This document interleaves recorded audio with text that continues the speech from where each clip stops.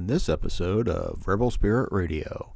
There's something about it and just kind of leaning back against a tree. And I think that even though we cannot perceive what's happening underground, we have a sense of it. We have a sense of the deep roots of that tree going into the soil. That to me is just a very healing metaphor.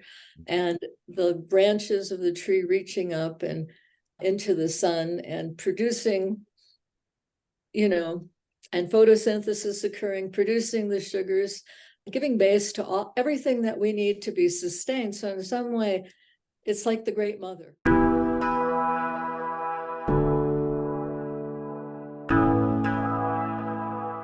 Welcome to Rebel Spirit Radio, exploring the frontiers of spirituality, consciousness, the esoteric, and humanity's sacred relationship with the living earth.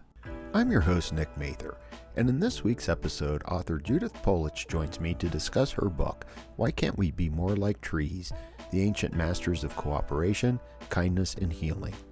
Among other topics, Judith discusses the importance of recapturing the magic of seeing the world through an unconditioned lens, and the many virtues that trees teach, including learning how to be together in community. Also, please be sure to like and subscribe to this podcast on whatever platform you use to listen to or view podcasts. Your support is truly appreciated. Judith Polich is a former lawyer, environmentalist, and wetlands advocate. She holds a Master of Science degree in Environmental Studies and Environmental Education from the University of Wisconsin. She is the author of a climate change column for the Albuquerque Journal and a book, Return of the Children of Light. She joins me today to discuss her latest book, Why Can't We Be More Like Trees? Judith, welcome to Rebel Spirit Radio. Well, thank you for having me, Nick. I'm happy to be here. Well, I am glad that you are here. I really enjoyed your book, and it is right up my alley. I always like to focus on, as much as possible, humanity's relationship to the earth in the podcast. I don't think I do enough podcast episodes about that. So I'm very happy that you're joining me today. So let me ask you, this is, I think, kind of the obvious question. The title of the book's a question. Why can't we be more like trees? And I thought a really good place to start is, well, what does that mean? What are trees like? Aren't they just like these big towering things that just grow and shed and grow again? Well, it's obviously the book is entitled, Why Can't We Be Like Trees? To be a bit provocative, to start making us think a little differently, right? And of course, we think about trees as these tall things that we like to walk among and all of that, and they're beautiful and they give us so much, but there's a whole lot more to the story of trees, as we've recently been finding with the new research that's been done using very advanced technologies to determine what happens below the ground of a tree. And some of that research is absolutely fascinating.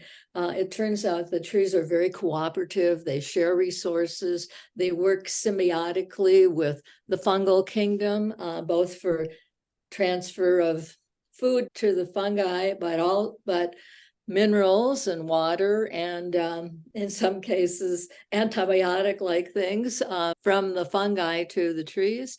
It's a really interactive community. And what trees really demonstrate, to what I took out of this new research, is that, wow, there's this extensive, interactive, holistic community that is occurring in a mature forest that we knew very little about. Yeah. And I think we'll be getting into some of the details of that as we move forward. One of the things I wanted to ask you about was, you begin the book by describing when you were very young, going out into a woods behind your house, and there was, I think, a giant oak tree that you seem to have a relationship with. At one point you said, it's just my place. But then you went back later and you wrote that the magic was gone. And you noted that you had lost the ability to see with an unconditioned lens. So I was wondering if you could maybe discuss that a little bit? Because I would also like to share one of my experiences with trees. But yeah, what more can you say about this? Well, when I was a child, I grew up on a dairy farm in northern Wisconsin, and it was there weren't a lot of other kids around. And so I just spent a lot of time by myself, and I'd wander into the woodland near the farm. And there was what to a small child seemed like a giant oak tree, and all the magic that seemed to be alive in nature, as it often is for young children. Um, so it was just a great place to hang out with me and my tree friends and listen to the frogs and pick berries and just feel very comforted and calm and connected. When I got older and my mind became more conditioned, as happens when we enter into school and conventional education, a lot of that magic was lost. So when I was a bit older and would go back, it just didn't have the same. It was still a pretty woodland. I just didn't have the same connection. I'd lost that. And I think that's very common experience. And of course, many of us are working very hard to reclaim that original understanding. Yeah, let's talk a little bit about this conditioned lens, because I think that's a big part of the work, and it's phrased in different ways. And one of the ways you discuss this is in terms of a paradigm, and that it seems like when we are educated into a very specific Western paradigm, Mhm. and it seems like that's what conditioned you. And, we need to move out of that paradigm. So, to understand what this new paradigm is, maybe it's helpful to take a moment to talk about what the current paradigm is and how it conditions us. Yeah, one of the things I talk about is that many of us become disillusioned, disconnected, and diseased, in other words. And a lot of that is this sense of separation that is built into our cognitive thinking process, where it's sort of a them, us, and our ego-based consciousness, which there's the subject and there's the object, and that's a useful way of thinking, but it's not the only way. And it needs to be balanced with, I believe, a more holistic view, recognizing that we're part of something larger. And yeah, use these wonderful cognitive skills that we have developed over time when it's appropriate, but it's not a worldview. Yeah. And it seems to me, though, that part of this conditioned lens is also seeing trees as just material, potential material to build stuff. That's right. We have developed a sense of viewing everything outside of ourselves, as outside of humans, as a commodity that's just there for our use. And so, there is this need to move away from that, because you spend quite a bit. I think you have an entire chapter on the current ecological crises that we are facing. And Right. we always have to use the plural.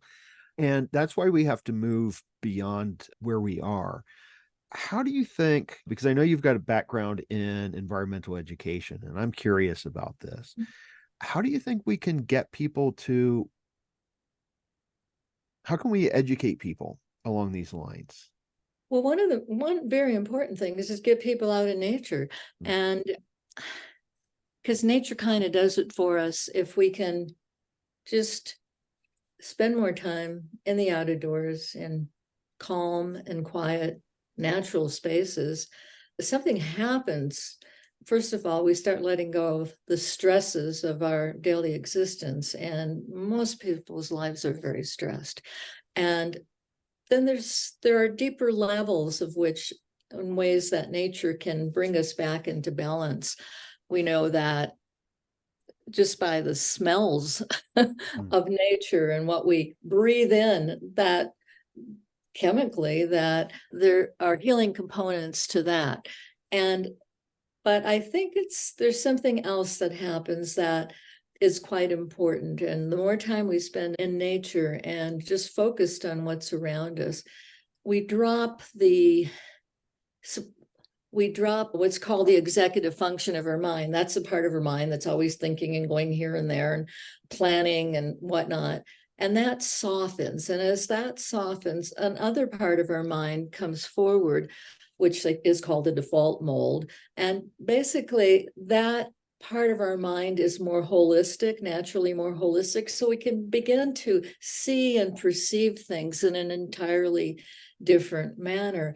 I think most of us have experiences. They've experienced some of the what you call magic that can occur in nature, where suddenly we're just feeling more connected with everything.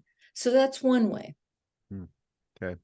Yeah, I am currently teaching a class on ecology, economy, and Christ is the title of the class. I took it over for someone who left like 2 weeks before the semester began. And I was told, well, you can do this however you want. But so there's not a lot of Christ in there. There is some theology. But one of the things that I'm having students do is find a Gaia place. And I kind of stole that from Stephen Harding. And it's interesting because I want them to connect. And what's interesting is how many of them found a Gaia place near a tree. Mm-hmm.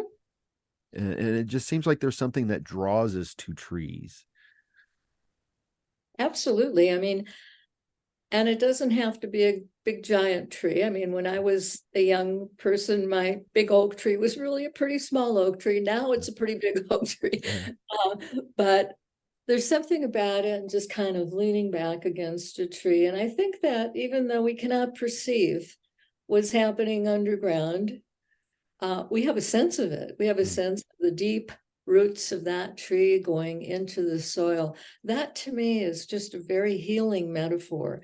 And the branches of the tree reaching up and into the sun and producing, and photosynthesis occurring, producing the sugars, giving base to everything that we need to be sustained. So in some way, it's like the great mother. Yeah. Well, and trees appear in myth and religion all the time. And you have a chapter that discusses some of that. So one that comes to mind pretty quickly is the tree of life. Right. And then there's also in some of the shamanic cultures, this idea of the world tree. Exactly. Yeah. Yeah. So it's penetrated throughout mythology. Every culture, almost every civilization has had some semblance of the metaphor of the tree as being generative and connected with something deeply spiritual. Yeah. What I wanted to share is I engaged in an experiment for about 10 years. And this is when I lived in Southern California. I was in Pasadena, and there was a canyon very close by that I decided I'm going to hike this canyon every week if I can. And, there are a lot of hiking trails, but I'm like, no, I'm going to stick with this one because I wanted to get to know a place. And during that practice, there was one tree that I decided I wanted to develop a relationship with that tree. And it was interesting because last year there were these massive floods, rains in California. And so I didn't get to go see my tree. And when I finally made it there, I remember touching the tree and I just started sobbing because it was like a friend. And it seems to me, I'm using that, my personal experience, but it seems like we all kind of need to do that. We need to develop these kind of emotional relationships with the trees and the land. It is emotional, and because it's connecting, I think, to something deep within us, which is maybe telling us, hey, we've never been separated. We may live our lives and feel that we're separate from others, from all of nature, but when we get close to, when you allow yourself to open in that way and to feel whatever comes through, the message is we're really all one. We are connected. We're not separate. Yeah, I miss my tree. I miss my tree. I have to find another one. But let's go a little bit more in depth about the things that trees can teach us.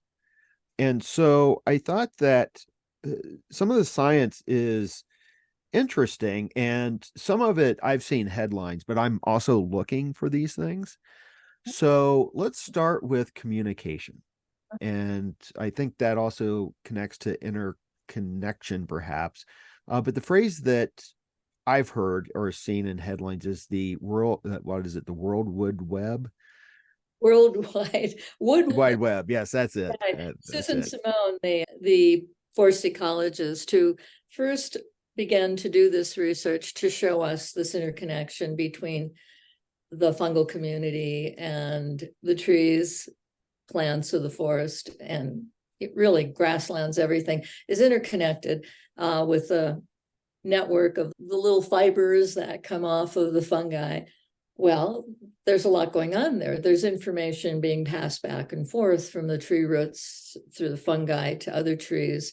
And so that's a level of communication that has been documented, and the form that communication takes obviously is very different than communication happens for us. But there's an exchange of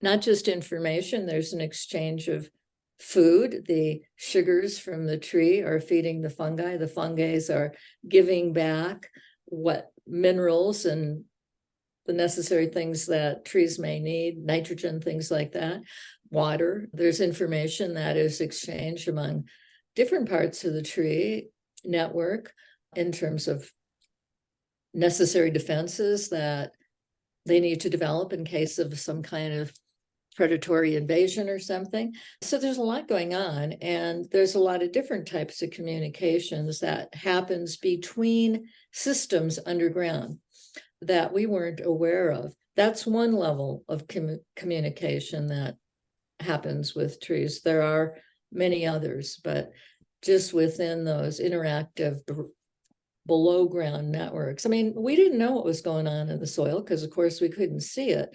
We might be able to see a few worms and, things like that, but everything was happening at a much smaller level than we could perceive until these other technologies were used to take a look at what's happening below the ground. Yeah, and the trees communicate not just with the fungi, but they communicate with each other. Isn't that They correct? communicate with each other, that's right. And they do that through, among other ways, but probably primarily above ground, through sense. They emit sense, just like when you walk into pine forest, you can smell the piney feel of the trees. Those are terpenes. They're chemically composed, and they have a number of functions, and they can emit different chemical signals that other trees can pick up, and those may tell them that there's a certain threat, and so that allows other trees to prepare for it by figuring out how to deal with whatever that predator might be. It also seems, and this is something you discuss in the book, that trees have a sense of care, because you describe how a tree that is dying may kind of, I don't know if I'm using the correct language here, but sort of dump their nutrient load so another tree can pick that up. That's right. They will definitely do that. And then whether it's dispersed throughout the network or through specific trees, there's also even trees that aren't dying are going to share. It's well documented that they will share their sugars from photosynthesis with other trees so that there's more of a balance in terms of everybody's taken care of. What's called mother trees, which is a term that Susan Simone came up with, larger, older trees in a forest, actually send out food in the form of that they've generated through photosynthesis to their offspring. And so we use terms when we think of cooperation, kindness, sharing, caring for others. in our way of looking at things, it doesn't necessarily translate directly to what trees are doing, but it certainly is an interesting parallel. Hmm. Well, it makes me wonder that if a tree is dying and they share their nutrients with another tree, on some level, it seems like the tree is cognizant of its upcoming demise. Well, cognizance is a very interesting concept, and I talk at various times in my book about things like, does this mean they have cognition? Does this mean they have intelligence? Does this mean there's consciousness? And again, looking at it from our lens, which is based on our means of perception, it's an interesting question because it's not cognizance like we might think of cognizance, because obviously we have a brain and a spinal cord and they don't, right? But there's something going on there that indicates what I think of as a type of learning of intelligence, but I hesitate at using the word intelligence. So I use the word smarts. There's something going on there. Yeah. Yeah. The phrase that came to my mind is just different ways of knowing. Different ways of knowing. Yeah. I think that there's a lot that is happening within the plant community that we were clueless about. And some of their ways of gleaning information, exchanging information, and learning seem very alien to us, as almost like they're other, but that doesn't mean that something isn't going on there, something that is fascinating and that we need to pay attention to. Yeah, well, even the suggestion that plants or trees may have some kind of consciousness is really radically against that conditioned paradigm that we were all kind of educated within. Absolutely. I mean, there are plant neurobiologists who are doing some really interesting research, but they're considered fairly non-traditional within their fields, even though the research is just fascinating. And it's, we're dealing with, as you said earlier, paradigm shifts, and it certainly is a big paradigm shift overall to begin to think about the possibility that everything might be alive, interconnected, and more conscious, or conscious in different ways, but have an interactive type of, I can't use anything else but consciousness. It kind of pushes a lot of boundaries, certainly the conventional boundaries. Yeah, and they need to be pushed. And, I think it's fascinating because once we start thinking about this possibility, it opens up so much, because you wrote that plants can learn. Oh yeah, it's well documented. Gagliano and her research documenting the learning in plants, you bet. These are, we're just not used to thinking that way, but they learn, and the most expedient way within their system, so they don't waste energy. So there's something that's happening. They can retain memory for months, and I never thought that was possible. But I mean, that's the thing, that some of this research that I talk about in my book that has come out in recent years is just mind-boggling. It is. And, when I teach introduction to philosophy, I always include things like this. I'm kind of a rebel that way. But one of the things that I always tell my students is that even though there is some evidence that plants feel and have some kind of awareness, that I'm just glad that I can't hear my broccoli scream. Right. But you wrote this sentence, and I was trying to find the exact sentence, and I don't see it in my notes here, but it was essentially, you noted that plants can tell when something is eating them. Right. I mean, there's been considerable research, it's most of it in Europe, about the sensitivity to plants, to I guess we use the word pain because we think of pain in terms of what we feel in our bodies. And this is a little controversial because there is a reaction within the plant, but whether it is actually feeling pain, that's something that scientists debate about. But they feel something. There is something that is documented that occurs when you cut off a branch, and I'm not talking about you biting into your broccoli because that's already dead. I'm talking I'm talking about something that's still rooted in the ground. There's Yeah. a sensation. There's something that is documented that occurs. Does that mean they're sentient? Does that mean they feel pain? I don't know. Okay. I mean, obviously, as people who are vegetarians, obviously that could be a scary thought. Yeah.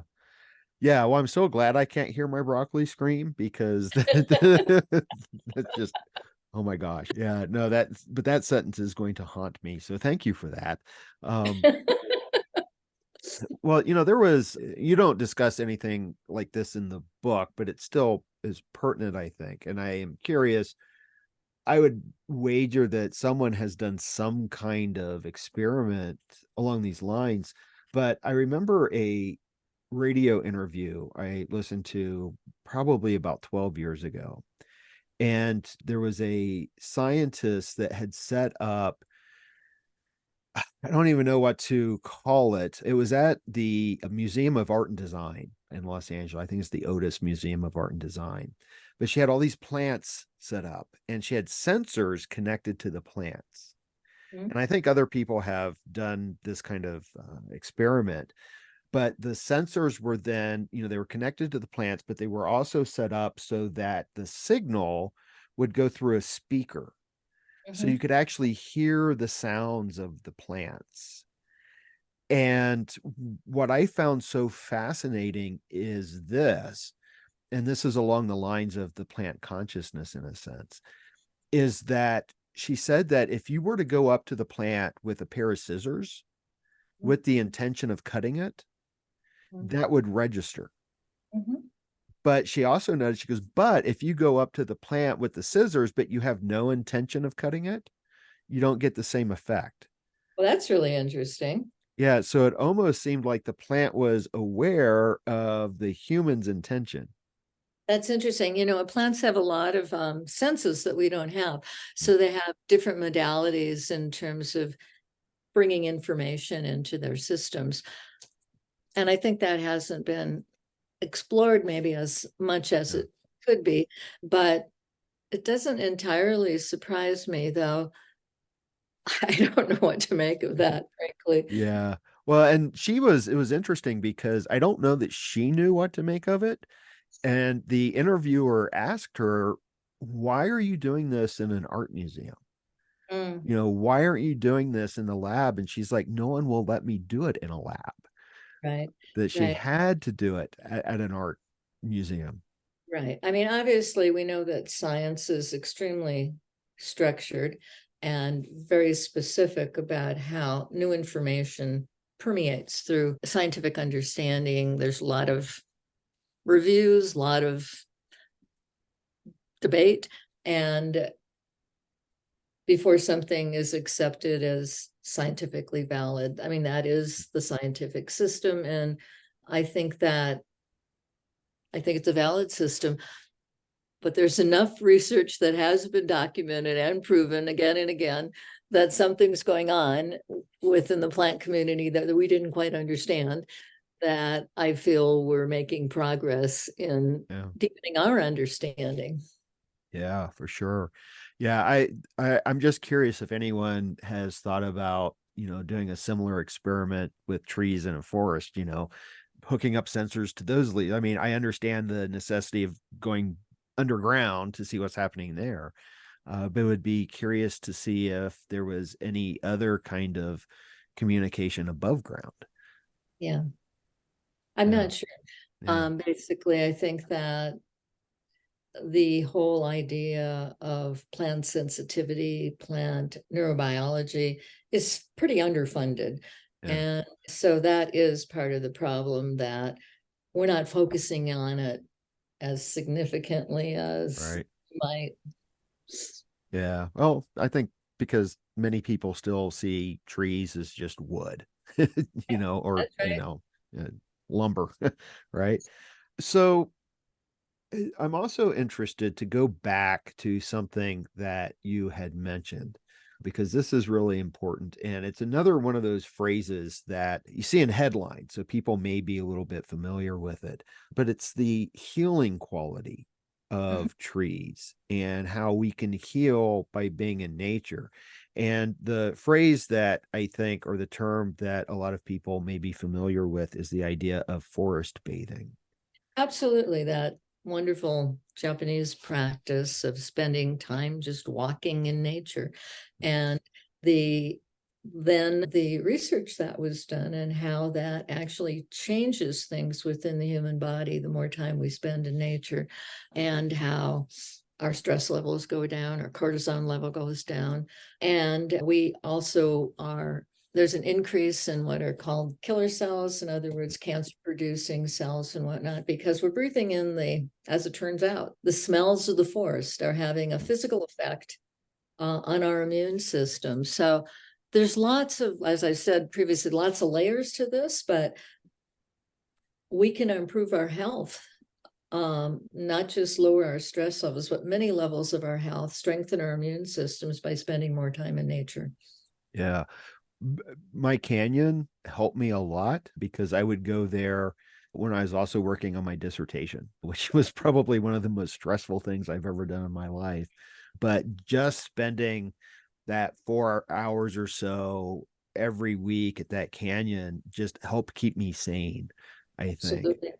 But what about people who don't live near a forest or a canyon? Well, and increasingly, more and more people don't spend time in nature. Hmm. It doesn't have to be a forest or a canyon, of course. It can be a walk in the park in an urban area.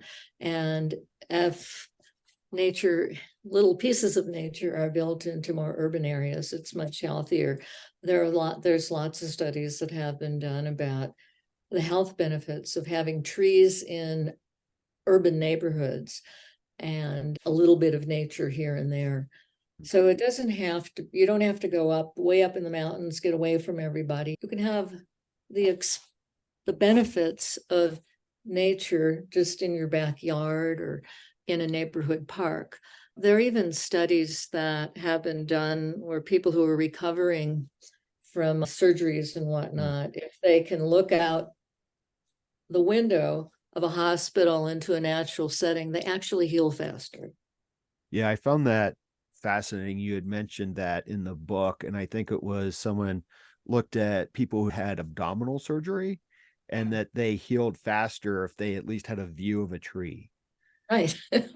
That's amazing. But I also wanted to know, well, why just abdominal surgery patients? I don't know. Oh, I don't know. I think it was just the doctor who did it. Yeah, I think, yeah, I don't think it's just a particular type of right. illness. Yeah. Yeah. Well, it is healing. And I know that it addresses a lot of other issues. There's an organization that I'm familiar with in the Los Angeles area called Tree People. Mhm. And what they do is they go into these very urban neighborhoods, usually minority neighborhoods that tend to have a lack of trees, and they're going in and they're planting trees. Right. And that transforms the whole neighborhood, transforms interactions within a neighborhood as well. Yeah. So it seems like what we need to do is plant more trees. One That's level. part of it. That's for Yeah. sure. There are tree planting initiatives all over the world, as we know. But Yeah. that alone is not going to get us out of the climate crisis. It's much deeper than that. Yeah. Do we plant trees at a greater level than what we cut them down? That Okay, so historically, there used to be about 3 trillion trees on the planet. There's about 1 trillion now. Researchers indicate that we have room to plant another trillion.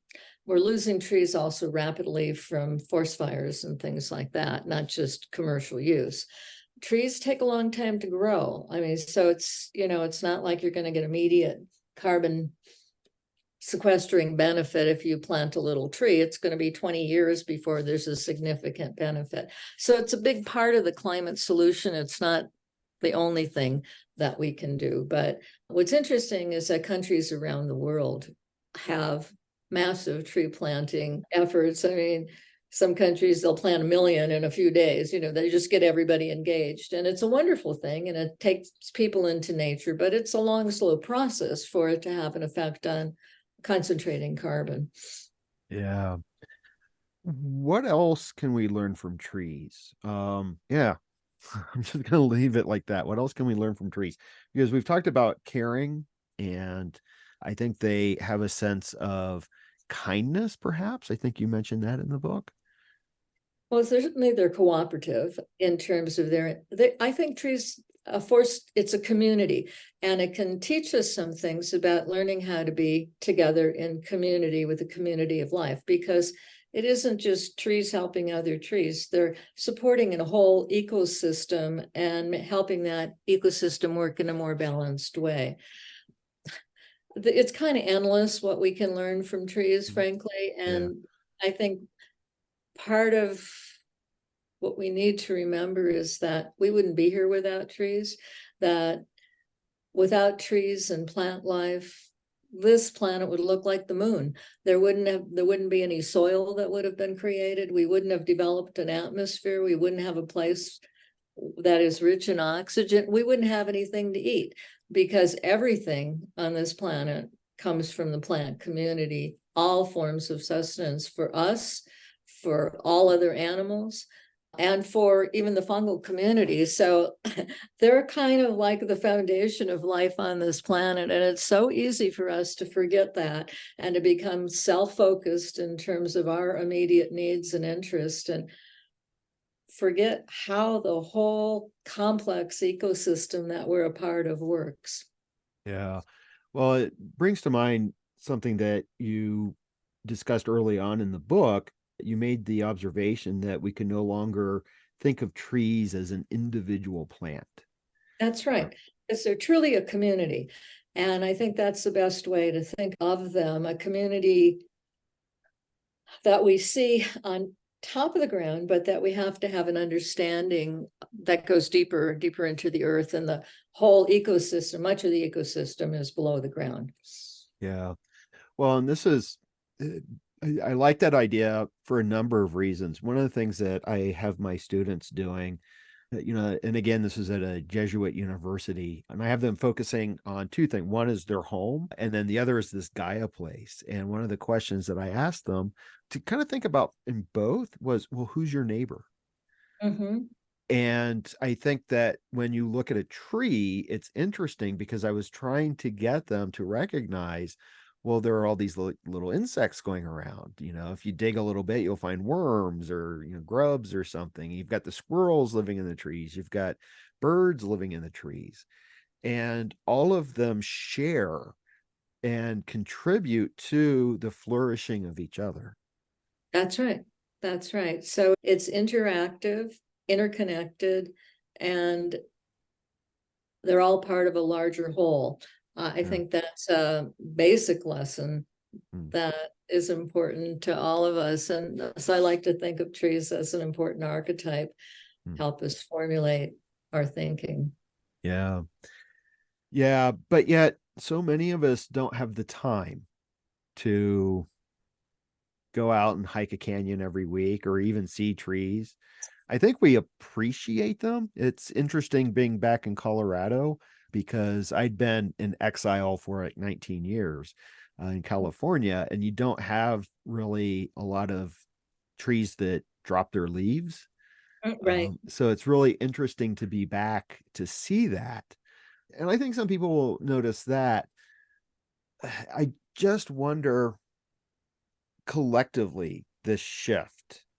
Do you think it's just starting with each individual and rippling out? Or do we have to go into the education system itself? Well, good question. those are two different questions, I think. How does a shift of consciousness occur?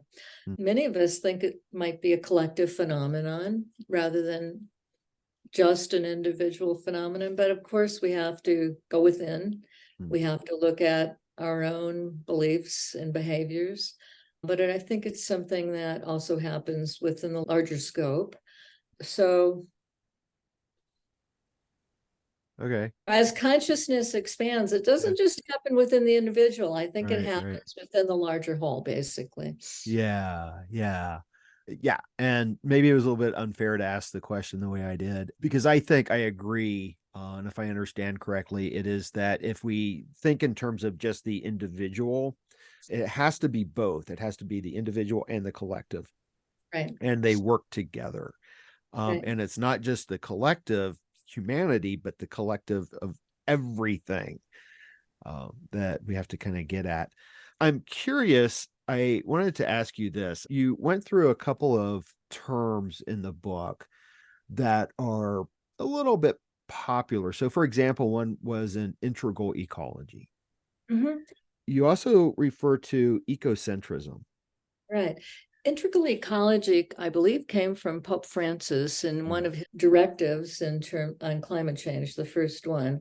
And it's a beautiful term. I mean, we're talking about interaction with all of life, and coming from, in that sense, religious point of view, re-looking at the original creation stories and reinterpreting them within a more ecological sense. The other concept was ecocentrism. Was that the one? Yeah, yeah. Okay. Obviously, we're anthropocentric. We Mm. see everything from our lens, our means of perception. Ecocentrism, which is a concept of having the whole of life at the center of our understanding. It's easier said than done, Mm. obviously, but it's sort of a guidance, I think, in terms of beginning to look at things differently. And I think that early cultures that are indigenous cultures that existed before our brains shifted through kind of agricultural systems we put into place, hunter-gatherers, they had a different perspective of the world, and their perspective was more centered on a deeper understanding of the interconnection of life. And maybe they were more ecocentric in that way. They were certainly animistic. Everything had a sense of being alive and interactive. We've lost much of that, other than in some traditional cultures, of course, still hold those beliefs and understandings, but most of us have become very disconnected from that way of thinking. And it may be the way back. It may be the way back to the garden. Yeah. Yeah. One of the themes that keeps coming up in the podcast with the variety of guests is this idea that we have to remember. We have to remember who we are. And I always like to think of that in the sense of not only do we have to remember where we came from, and this idea of that we used to see ourselves as part of nature. And so nature is alive, with the animistic ideas. But part of this conditioning that you talked about is that we are separate, that we are divorced from nature. And so I always see remembering as remembering that we have to take it back Right. to that. Just because we're conditioned to certain viewpoints and have these cognitive biases that have developed over time doesn't mean it's accurate, doesn't mean it can't be changed. I mean, if anything, we know about the plasticity within our own brains. We can learn new things. We learn new things all the time. We can learn new ways of perceiving. And in many ways, what we're talking about is relooking at some of the old ways and integrating a deeper sense of wholeness and understanding of the validity of all life and the interconnection of all life into our everyday thinking. We can do both. And it isn't that we have to give up one for the other. Both are necessary skill sets. Yeah. I just find it very difficult to, when we're in this sort of paradigm, it's like the fish in water that doesn't know it's in water. Right. And sometimes, I see humanity as being like that. We exist within this paradigm, but we don't actually see how that paradigm has conditioned us.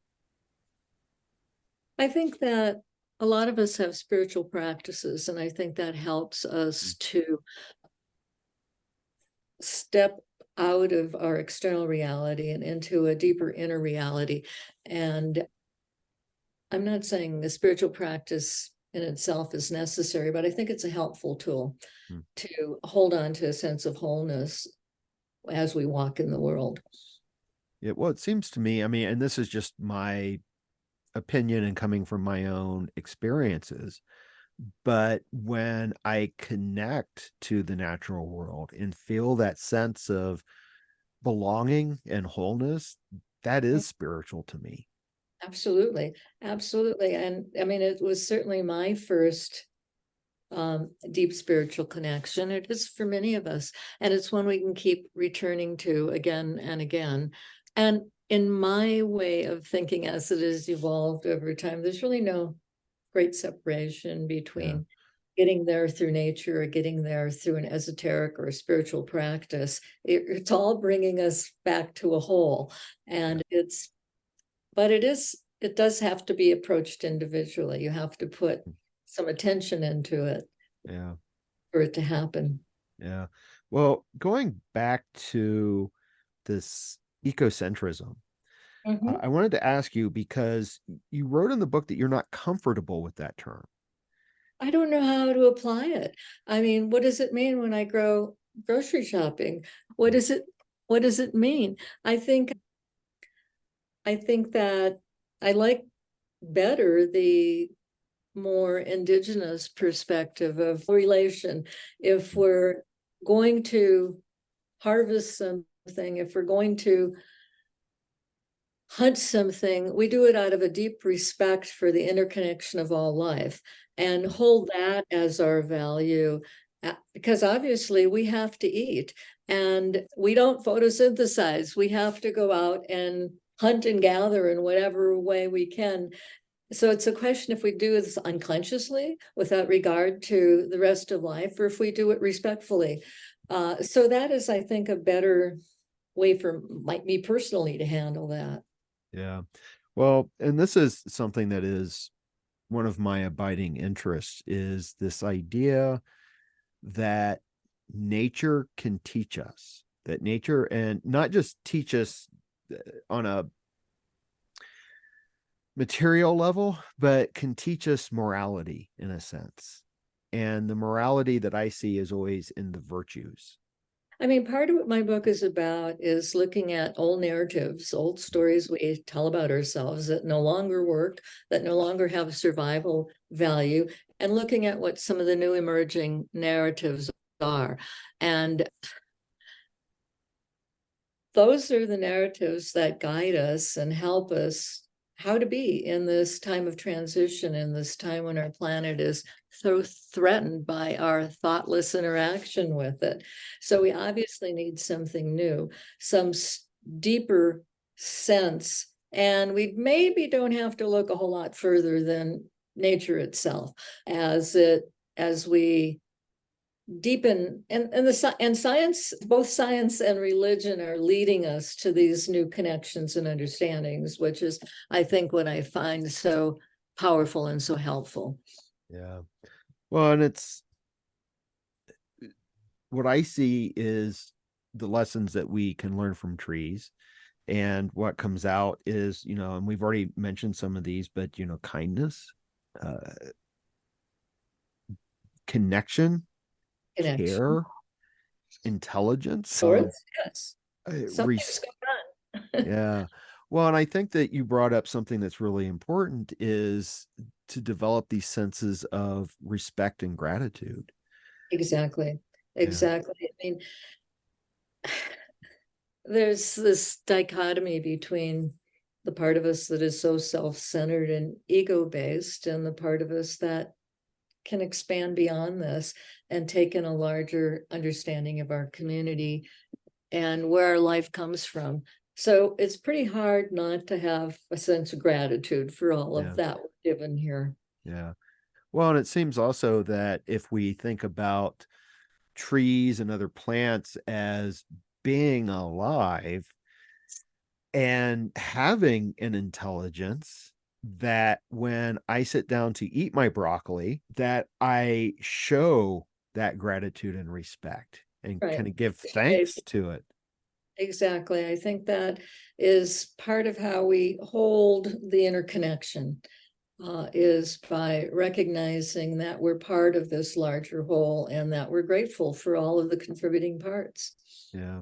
Now you discussed, and this is kind of along the lines of an ethic in a sense. And, again, I'm huge on environmental virtue ethics. That's why I'm always like identifying these.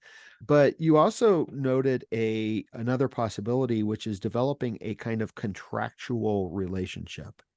Right. I mean, maybe that comes from my legal background. It seems that's the part that we're missing. We're really good at taking. We're not so good at giving. And so if we look at the climate crisis that we have created here, one metaphorically, a way to look at how we get out of it is by having a new contractual understanding that we have to give back to nature, not just take, that the Garden of Eden that we were given requires that we care for that garden, that we protect that garden. So that means, yes, planting lots of trees, trillions, a trillion trees. That means also setting aside 30% of our waters, 30% of our land base as protected. That's the consideration, part of the consideration of this contract, this new contract we can have with the natural world so that we can find our way out of this climate crisis. And so for me, the contract analogy works. If we were to take those steps, we could help bring the planet back into balance. And trees are, of course, an essential, trees and plants are essential part. I mean, that's what we're working with. We have to work with them as allies in terms of transforming and rebalancing our world, rewilding our world, all of these things.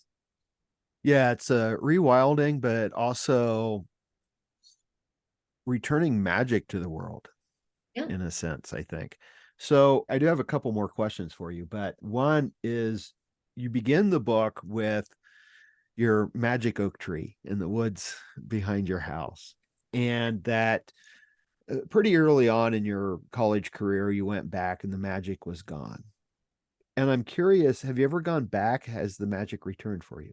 Into that tree in that forest. I haven't been there in a long time, but it's all kind of overgrown now. The tree is pretty darn big. Yeah. But the magic did come back to me when I was in college and when I was a part of the early ecological movement. And suddenly there was this sense in the early 60s that, for those of us who were immersed in the early ecological movement, everything was once again alive and interactive. So I was able to recapture it with the community of like-minded people in the early 70s. It did come back. Yeah.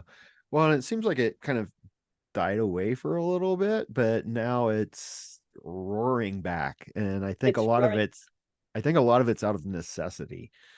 So that's right. It's of necessity. And it's also, I think there's something deeper going on as overall consciousness is transforming. It may not seem that way if we're just reading the news and hearing the horrible things that are happening everywhere. But I think at an individual level, people are reaching deeper into themselves and reclaiming their sense of wholeness and then extending that out into the larger world. Yeah, I find that one of the things that a lot of people struggle with, and I struggle with this as well, is the situation seems so overwhelming, and it's not just climate change. I mean, this is why I always refer to it actually as the ecological crises, because it's in the plural. Some scientists say that we're in the 6th mass extinction, and it can seem overwhelming to the individual, as if there's very little that the individual can do. So what would you say, and you may have already given me this answer, but I'm going to ask you, what would you say to individuals who feel a little bit overwhelmed? It's okay to feel overwhelmed. We're all overwhelmed at times, but what we can't do is fall back into despair and then not act, because no one's going to transform this crisis but us. It's going to be our actions that are going to bring things back into more livable plane of existence than maybe where we're headed. That's part of the reason I write the column I do called Cutting Your Carbon Footprint, because it gives people, homeowners, individuals, things that they can do to tackle the climate change, things that they can do in their lives, in their households, that will make a big difference. Ultimately, there's so many of us on the planet. Every individual's action, especially those of us who live in the parts of the world that are responsible for a lot of carbon that gets emitted in the air, everything we do that can cut little things in our lives and big things, what we drive, how we heat our homes, all of those kind of things are critically important. So there's no reason to feel despair. We can feel really concerned, but take that concern and do something with it.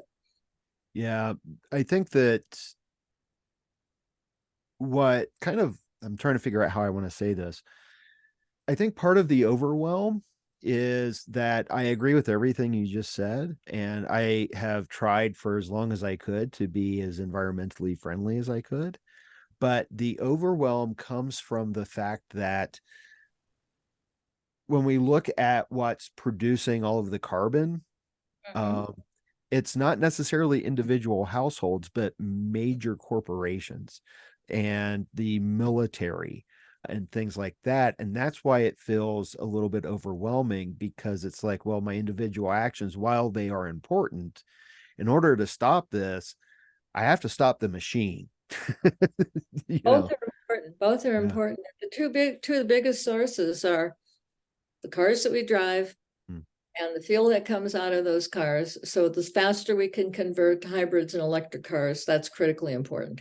Second thing is the heat that is used to generate our homes. So if you can get solar on your roof, that's a really big deal. If you can't, work to get the utility companies in your state to begin to use more and more non-fossil fuels, and as they are here in this part of the country. And those are two huge things that are going to help us to keep climate change at a sustainable level.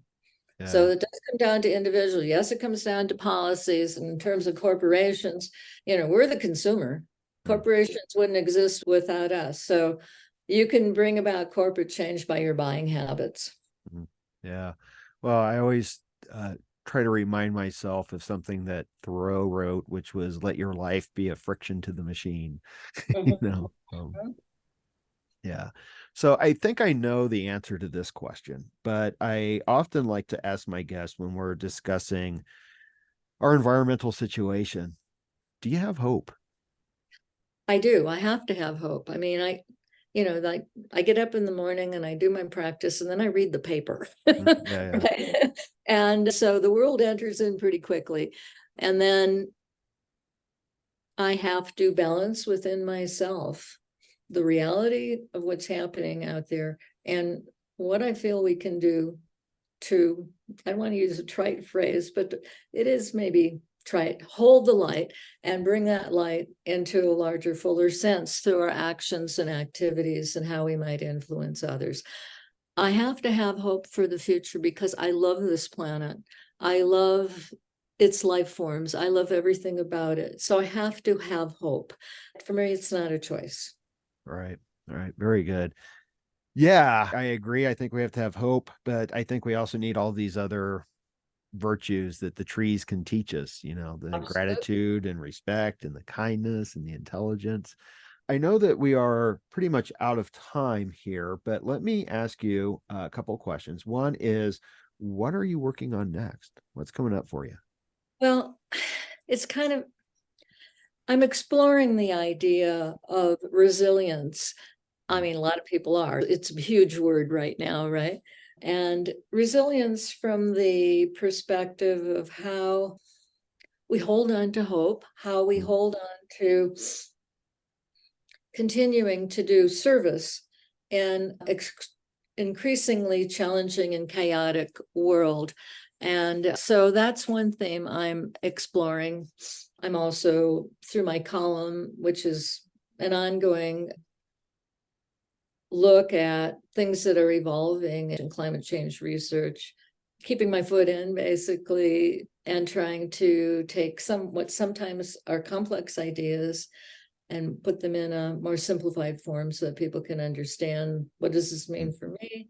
And what does it mean in terms of my own life? What policies are important to support? Ultimately, it's a complex system that we interact with to bring about the kind of policy changes that are needed. There's the individual level, and there's how we impact larger changes. So keeping my hand in those kind of things pretty much is how I see my way forward. Okay. Well, that's interesting, the idea of resilience, and something that is just getting onto my radar, I think. But I think it's also important. All of this is incredibly important. The work you're doing is important. And I think that bringing it to a larger audience is also incredibly important. You know, I always felt like that's what I do as a teacher, is I have to take these kind of complex ideas and translate them. Exactly. And your book is very accessible, and it's a really good read. And I think that anyone who loves trees, and who doesn't love a good tree, would enjoy it. So let me ask you, is there a place where people can go to find out more about you and your work? Yeah, I have a website, and the website is the same name as my column. It's cuttingyourcarbonfootprint.com. No spaces between the letters, cuttingyourcarbonfootprint.com. On the website, there's information about this book, another book that I wrote, other writings, and a lot of my columns on climate change, which have been in the Southwest Papers, the Albuquerque Journal, and other papers here. And they're readily available to people without a subscription that way. And so it's cuttingyourcarbonfootprint.com. No spaces. Okay. Well, I will put a link for that in the show notes in the video description. I will also put links for your book, and the book is out now, right? Right. It came out about a week ago. Yeah. Okay, wonderful. Well, So people can congratulations get on it that. from any source. They can order it from their favorite bookstore. They can go online if they wish to. Yeah. Yeah. I usually put in two links. I put in one for the publisher, and then the other is I tend to use bookshop.org, Sure. because Jeff Bezos is rich enough and doesn't need any more of our money. Indeed. Although I know sometimes Amazon's a little bit cheaper. We do what we can. So, Judith, thank you so much for taking the time to speak with me. I really enjoyed the conversation. And yeah, now I kind of want to go and see some trees, I think. I enjoyed our talk as well. I appreciate your having me on your program. And that's a wrap on episode 114 of Rebel Spirit Radio. Thank you so much for listening or watching if you're a part of my YouTube audience. Now, you know what's coming. All the usual. Sign up for my Patreon. Share this with friends, family, coworkers, and on social media. Subscribe to the podcast on whatever platform you use to listen to or view podcasts. You know the grind. But here's the thing, all of that is really important. Putting this podcast together takes a lot of time and effort. Right now, it's a labor of love. I'm in the process of making changes to improve the podcast and the YouTube channel. It's slow going, but your support will help me speed up the process and ensure that I can continue with the podcast and offer much more content than what I provide now. As I always like to say, I'm here in the Front Range now doing missionary work in regards to religion, spirituality, and ecology, psychedelics, and consciousness, and how all of this can help us heal humanity's relationship with the sacred earth. So if you feel moved by the rebel spirit, and you know, I sure hope that you do, then please, by all means, help me in my efforts to share the good news. I'm Nick Mather, and you've been listening to or watching Rebel Spirit Radio. Until next time, may you be in peace, may you flourish in all possible ways, and may you continue to nurture your rebel spirit.